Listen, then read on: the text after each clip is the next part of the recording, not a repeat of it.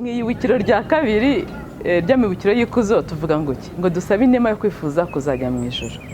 Ese buri nama tuyisaba tuba twumva ijuru iryo ari ryo cyangwa ahubwo hari igihe twibwira ko ijuru ari ibya kera tuzabibona twagiye twapfuye ariko mu by'ukuri njye naje gusanga sinzi nawe warabibona ijuru ritangira ku isi n'ikimenyimenyi ijuru ryaje dusanga muri Ukaristiya ntagatifu. Urumva Yesu yigize umuntu nkatwe adusangira byose uretse icyaha, arangije adusigira umubiri we n'amaraso ye ati mwakire murye nimwakire munywe.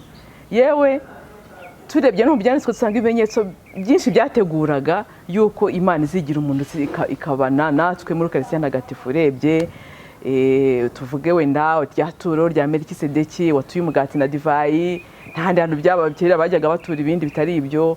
Umusaserdoti mukuru ukakomeza ukagenda ati ndi umugati w'ubuzima, bose bakamusiga bakigenda tunjya azabaho utandya ntazabaho ati twarya umuntu se bakigendera.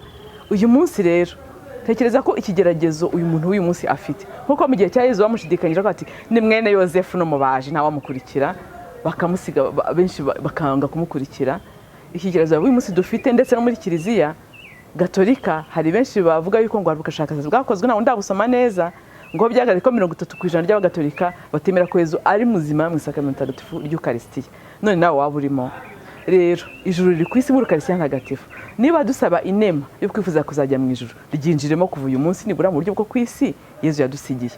Ese usura Yesu mu Ukaristiya ryari?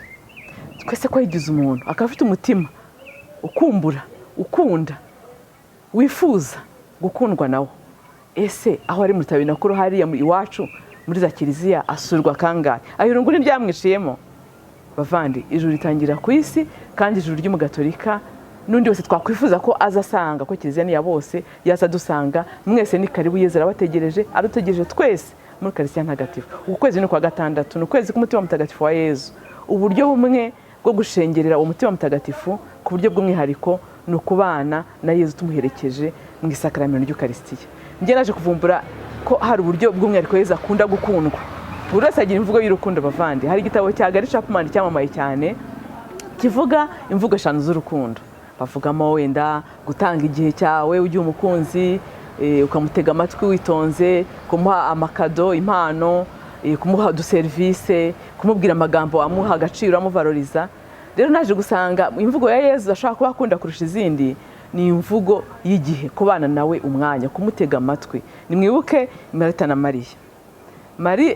Marita yaraje ahibikana abwira Yesu ati ntacyo bikubwiye kubona umuvandimwe wanjye yasigiye imirimo yose akaba yicaye aho ngaho guteza amatwi gusa, mbese nk'aba yarimo amusiganya.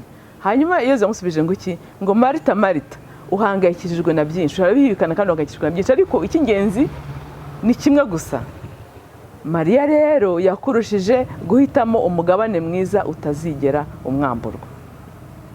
Nawe nkwifurije gutangira guhitamo uwo mugabane. Hasingizwe Imana abamarayika n'abatagatifu bayo. Nawe waba umutagatifu, erega nicyo wahamagariwe. Niki twakwigira ku batubanjirije? Ibuka igihe ubatizwa. Kuva ubu no mu bugingo bw'iteka ubaye urugingo rwa Kristo, we musaserdoti, umuhanuzi n'umwami.